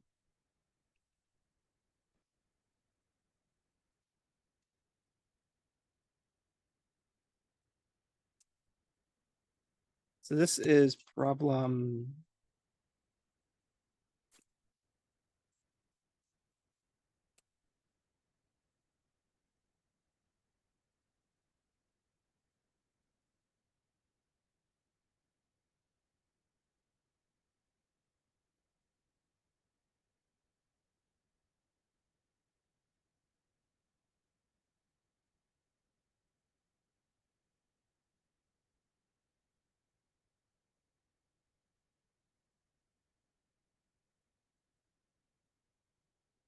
This will be recorded, so if you guys can't stay until 4:30, then the recording should be posted. Hopefully within a day of this review session ending. So if you don't have the time to continue afterwards, then you're free to look over this later. Okay, but yeah, we'll work on this for the time being. Okay, so this is a very hard one, so we'll try. Yeah, if anything, I don't want to refer to AI, but if I need to, I will.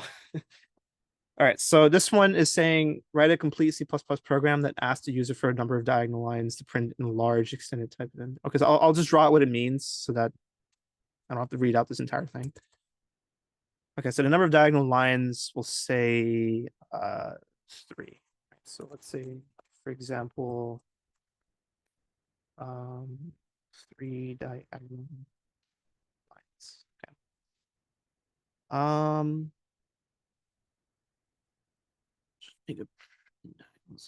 Okay, so it's n rows high. So it looks something like this. So it's like a x, x, x, and then it forms an M shape. So like this. Okay. And then it wraps back around like this. Okay, so this is for 3 diagonal lines. Let's do 4 since we were conventionally doing 4 a lot. All right, so let's do 4. Okay, so it'll look like this, right? So the first thing to keep in mind is like the limitations of printing, right? Like think of this practically. Like I can't, like you think like, oh, I can just print out one diagonal line and then print out the next diagonal line. I can't do that, right? So basically, we have to figure out how we can print out each line as follows, right? So this is one line up here, and this is another line down here, right? So we have to figure out how to print out this type of shape on each line. Okay, so let's go back to the grid that helps us out.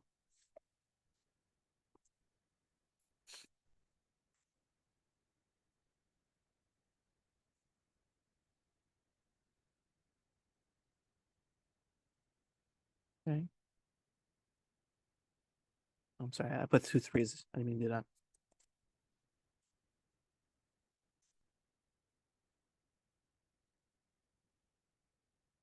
Speaking of chat, I think horizontally rather than diagonally. Yeah, exactly. What was I gonna do? Oh yeah, I was gonna separate this. Sorry, I'm a little confused because I want to make sure that I aligned it correctly. Let's see. So let's make sure we have space here. We have a space there. Let's do it like this. Yeah, let's just squeeze everything in for now. And we'll figure out how to space it. Okay. All right. Okay, let's do that. Nice. All right, now let's begin to space things just a little. So I'm gonna write in my 1. Actually, I'm supposed to do 4 of them because I said 4, not 3. Why is this not? There we go.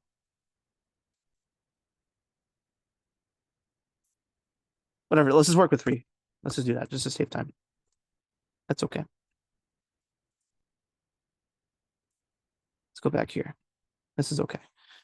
All right, so we should remove one of these diagonals on this side. Okay, so we have a 1, 2, 3, 4, 5, 6, 7, 8, 9. Okay, so we have one space here, one space here,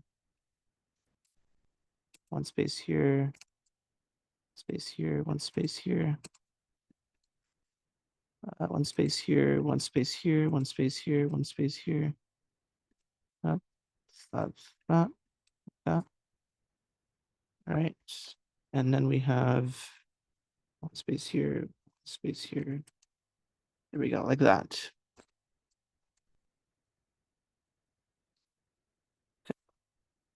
All right, that took longer than it should have to align that, but let's just view it like this. Okay.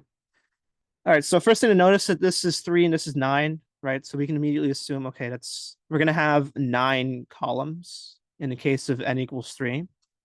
So I guess in our for loop, let me just get the boilerplate out again. Let's get this stuff here.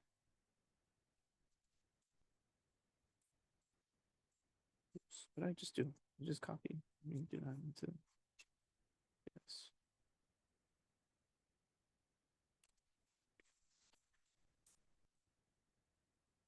All right, so let me just remove this. I'll keep this stuff here because I'm going to be using it. Okay, so we're going to be doing n columns. So that's the first place to begin.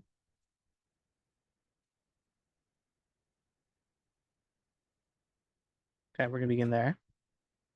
All right, now we have 1, 2, 3, we have 9 columns, right? So 3 rows, 9 columns. So we can assume that's going to be n squared, right? Because 3 squared is 9. And if I were to include another row, right, this would be 4. And including another diagonal, right, it'll go to 16, right? Because we're going to have basically each diagonal, right, covers 1, 2, 3 spots, right? So if each diagonal covers 3 blocks, right? I mean, they're covering it diagonally, but you can imagine like it's covering 3 blocks in general, right? From 1 to 3. Then if we have like an n diagonal, right? And you're doing that n times, then it'll be n times n, which is n squared, right? So that means we're going to have a inner for loop running from, for now, we'll say int I equals 1, I less than or equal to n times n. Okay. All right. Cool. So it's n squared long on the horizontal side, right? So vertically it's 3 blocks or n blocks, and then horizontally it's n by n. Okay. Now the next thing is to determine how we should go about each line. Okay. All right. Now this part is a little more difficult. Right. So we have at row 1, it prints out a 3 and a 4. So let's try to relate the numbers together. So at I equals to 1, I meant to call this J. Sorry about that. Okay, so at I equals 1, I have J equals to 3, 4, and 9. I equals 2, I have J equals to 2, 5, and 8. I equals 3, I have J equals to 1, 6, and 7. Okay. 3, 4, 9, 2, 5, 8, 1, 6, 7. Okay, good. So notice that we have, let's see.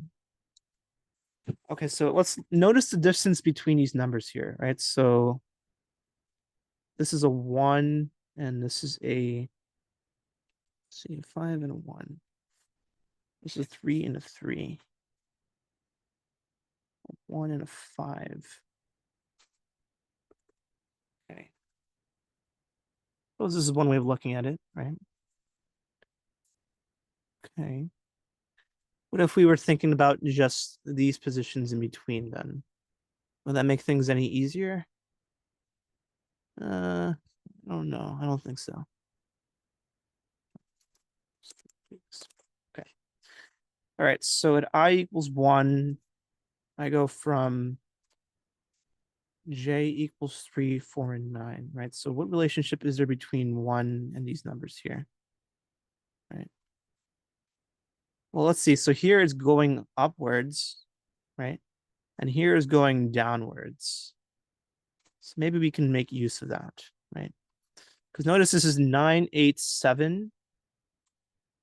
Well, rather the J values here, right? They're decreasing. Yeah, notice that the J values here, right? If you're looking in horizontally, they're decreasing by 1, right? Okay. So we can actually make use of that.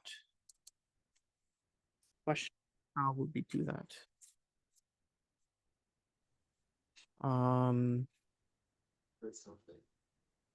So we'll need, wait, hold on. Elijah said, so we'll need that operator that allows for check with the power of n. I'm sure what you mean by that. I'm sorry.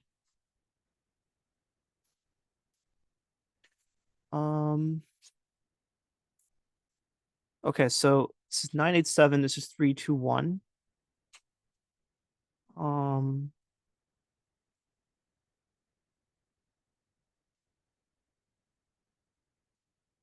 We won't be doing n by n rows. We'll be doing n by n columns.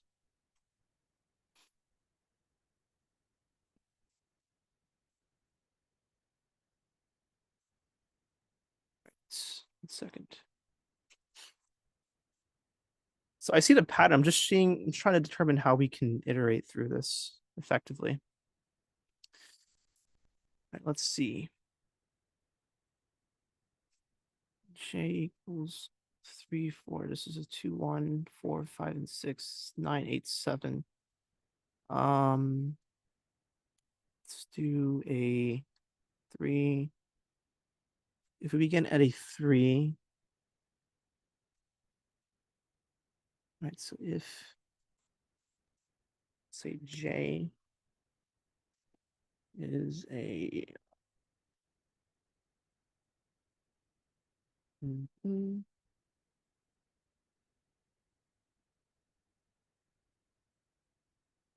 right. Each line would like to increment by 1.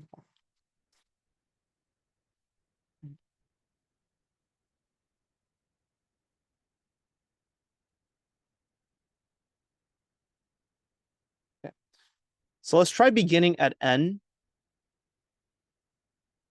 and then we print out if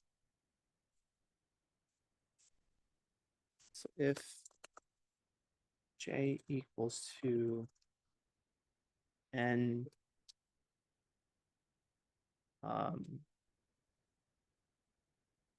say minus 1. No, let's do that.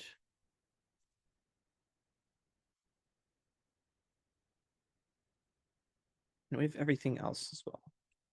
Right.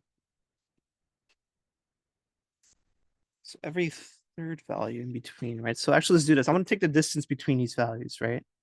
So between 3 and 4, we have 1, and then between 4 and 9, we have 5. Between 2 and 5, we have, let's see, so we have a 1, we have a 5, we have a 3, we have a 3, and then we have a 5, and then we have a 1.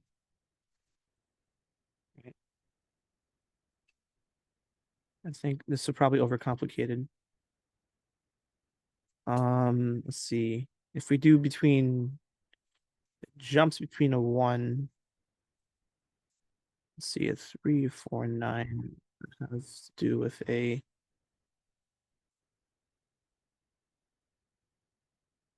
the next review is in 5 minutes. I'm not sure if I'm doing that one. That's 212.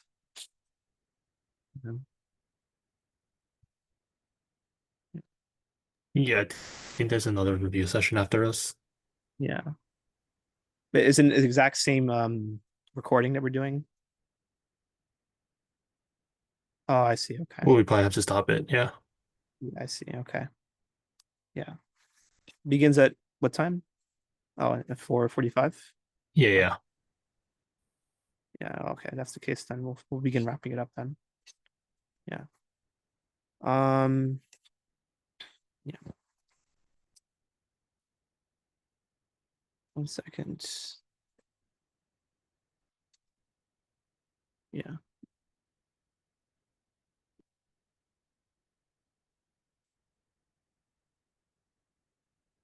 Yeah, so the idea here is we're trying to decrement somehow, right? So notice that maybe we shouldn't be thinking this as well, the rows itself is still pretty clear, right? I mean, you're going to be doing 3 rows. Is that the columns are different now.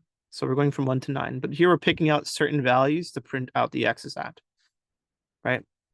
So the x's that we have here are at these values, and we're noticing that if we were to look at this going downwards, right, from this first row going downwards, we have that this counts downwards, right?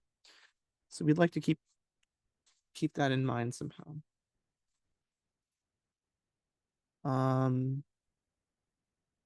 Okay, so what if we did this then? What if we started our j at equal to n, and then we decrement this, right? So we decrement it. Let's see.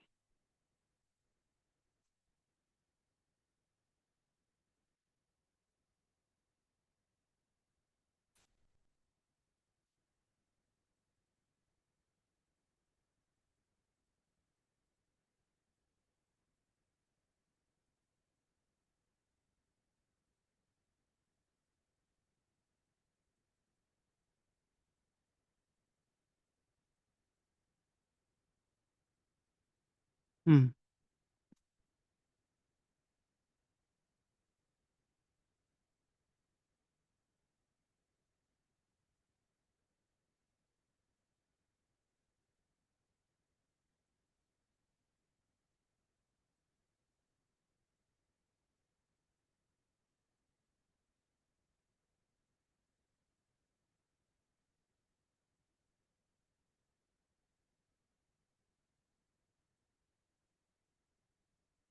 don't know what this difference is going to be.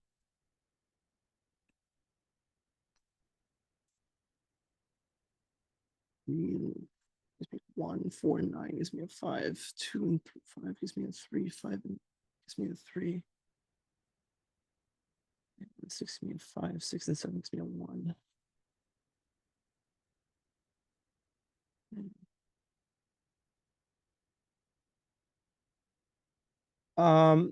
Given that there's a review session in a minute, what I'll do is I'll supply the solution afterwards. I guess I can make a recording on that too. I don't want to hold up the next review session, and I have to end the recording. Actually, let me just do that. Actually, before I even end the recording, let me see. Let me just do this.